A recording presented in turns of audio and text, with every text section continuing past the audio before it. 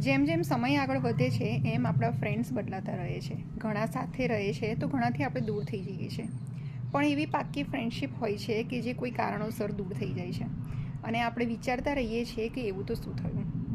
પણ એકચ્યુઅલી એવા સંબંધો તમારા ગ્રોથ માટે સારા નથી હોતા અને યુનિવર્સ એવી સિચ્યુએશન ક્રિએટ કરે છે, એવી મિસઅન્ડરસ્ટેન્ડિંગ કરે છે કે એ સંબંધ કોઈ નાની જ વાત હોય છે પણ આપણે અને એ લોકો આપણાથી દૂર થઈ જાય છે.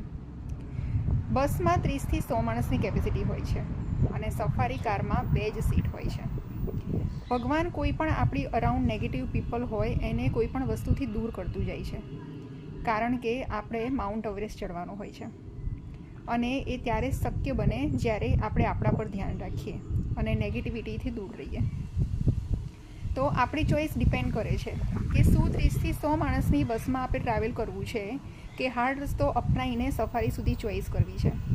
કારણ કે એકવાર તમે સફારી કારની ચોઈસ પર પહોંચી જાઓ છો ત્યારે પછી તમારી ચોઈસ મેટર કરે છે કે તમારી કારની સીટની બાજુમાં કોણ બેસશે અને કોણ નહીં. તો શું એ ચોઈસ સુધી પહોંચવું હોય તો પછી બધા જ સંબંધ જે દૂર થઈ રહ્યા છે એની પર પસ્તાવો કરવાનો જરૂર નથી અને તમારા કામ પર ફોકસ રાખજો તો ડેફિનેટલી તમારી ચોઈસ તમે સિલેક્ટ કરી શકશો.